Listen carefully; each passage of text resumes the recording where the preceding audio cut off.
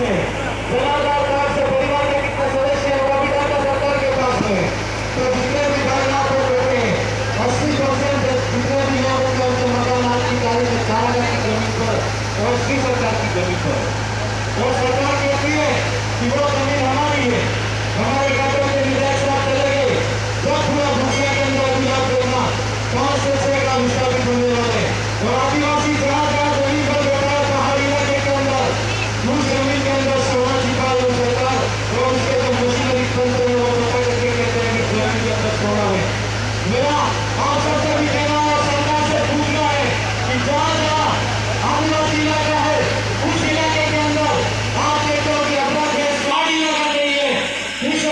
समाज को छोड़कर जो पूरे देश के अंदर जहाँ जहाँ आदिवासी इलाके हैं उसी इलाके के अंदर चुना है क्या? मेरे भाइयों,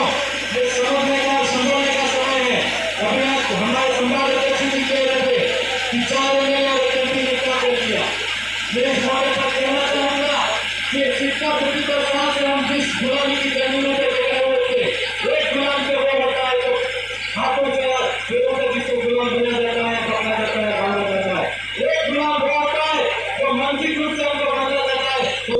हमने तोड़ा है। तो इस समय हमारे पास में यह जरूर पता लग गया है, इस दक्षिणी राजस्थान के आदिवासी को यह पता लग गया है कि हम स्वतंत्र रूप से हम अपना आवाज के रूप में हम हमारा काम कर सकते हैं। हमको यह पता लग गया है कि सरकार आती है और सरकार जाती है, लेकिन आदिवासियों का उचित 79 साल से खास किसी ने भी कोई कल्याण नहीं किया। विधानसभा के अंदर किसी ने आदिवासी की आवाज को नहीं रखा, संसद के अंदर आदिवासी की आवाज को नहीं रखा। मेरे भाइयों, इस लड़ाई को समझना है। अभी ये कह रहे थे कि 5-12 जिले के अंदर जो कागज जो आपने जो लगाया था उसके माध्यम में उसके सबूत हमारे बीच में आगे में प्रदान करते हैं। हम चाहते थोड़ी और हिम्मत और थोड़ी और एकता रखते और निश्चित तौर पर कई विधानसभा को भी हम जीतते हैं। आज मैं बागीरा विधानसभा के अंदर मेरी जनता का इस मंच के माध्यम से आभार करता हूँ कि आपने वो जनता नहीं किया, आपके में जो दिया जलाया था उस दिए से हमारी बागीरा विधानसभा के अंदर लाखों दिए मिले हैं। मैं आप सबसे कहना चाहूंगा, इसलिए कभी भी अपने आप को कम मत समझना, कम मत आतना, क्योंकि जो जनजागरण और जो एकता अर्थों से शुरू हुई थी। और मैं इस मौके पर कहना चाहूंगा कि कालीघाट के अंदर भी अगर आपको हमारी जरूरत पड़े तो निश्चित तौर पर चुनाव के अंदर तो हम निश्चित तौर पर बदलाव निकालने आएंगे, लेकिन अगर ये गोली गुड़ा के अंदर वो सरकारी अफसर सरकारी दफ्तर साहब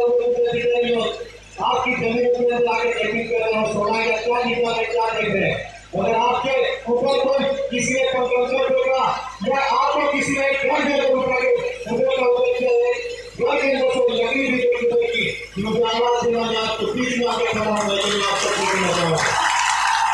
और इस मौके पर मेरा आप सबसे कहना है कि हमारी ये लड़ाई लोकतंत्र को जीवित रखने की है। बीजेपी की सरकार के अंदर आज राज्य के अंदर क्या हो रहा है, देश के अंदर क्या हो रहा है, आप सबको देखना है। मैं इस मौके पर यह भी कहना चाहूंगा कि वहां तक भी पहुंचे कर हमारे साथ में क्या हो रहा है वो देखना। अगर हमारे द्वारा का सोचना पेंशन और बिना पेंशन करूँ आज हमारे दफ्तर से इस डीसी के पास हो जाते हैं, उस डीसी के पास हो जाते हैं, और कभी पंचायत के चक्कर काटते हैं, कभी पैसे के चक्कर काटते हैं, कभी जिले के चक्कर काटते हैं। आज पेंशन आए कब पेंशन आए, लेकिन वृद्धा पेंशन आज इतने 50 साल के ऊपर के लोग वृद्धा पेंशन रोकेंगे।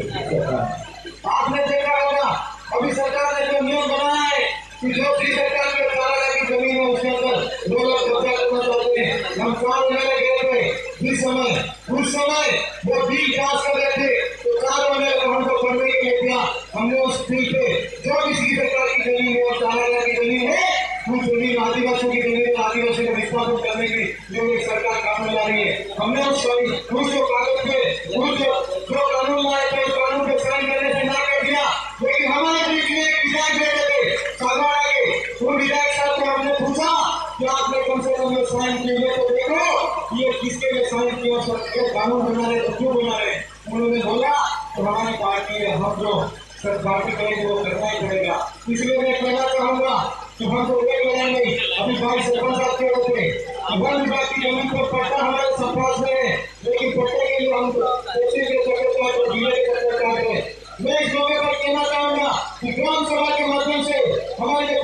तो समिति बनाए विभाग की दिशा में बोलते हैं विभाग का मतलब वो होता है ग्राम सभा समिति के समिति होती है जिसको हम कहते हैं हमारा समिति उसके जो सदस्य होते हैं वो आदिवासी होते हैं उसका नॉमिनेशन करने वाला सरपंच होता है मैं इस क्षेत्र के तमाम जितने सरपंच उनको कहना चाहता हूँ या सरपंच लोग क्या करते हो वो संबंधित ब्लॉक के अंदर जो तहसीलदार है वो क्या करता है अभी मैंने जिले के बेटे को इसको पूछा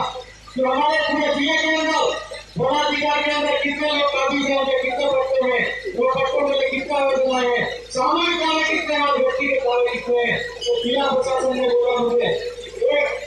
एक मात्र 12% के यहाँ पे दूसरों के शहर में बाकी भागीदार के अंदर जीरो है काटूना के अंदर जीरो है और संबंधित जितने भी प्लॉट होते हैं जीरो है मैं आप सबसे भी कहना चाहूंगा पूछना चाहूंगा ये सारी फाइलें पेशों के अंदर जोड़ा के रखी हुई है और इस मौके पर कहना है आपसे अगर ग्राम स्तर पर करना प्रदर्शन करना पड़े तो जिला में लड़ाई पड़े तो हम सब मिलकर इस लड़ाई को लड़ेंगे इसलिए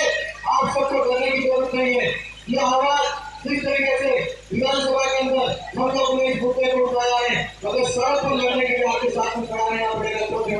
आपके साथ में खड़े रहने के लिए तैयार है आप सबको हिम्मत रखनी है ताकत रखनी है और एक बात दूसरी पे आओ और चुनाव के अंदर भाजपा को प्रचार कराया तब हम सब बैठ के और अभी उन्होंने एक नया केस चला है इस पंचायत को विभाजन करके दोबारा नई पंचायत समिति बना रहे मैं उन सबको भी कहना चाहता हूँ आप सबसे भी मेरा आह्वान है जब चुनाव के अंदर नया प्रधान दूसरों को पहले बना था और दोबारा के अंदर अगर पंचायत समिति बनाएंगे तो गुजरात की बात पार्टी का भारत पार्टी का बनेगा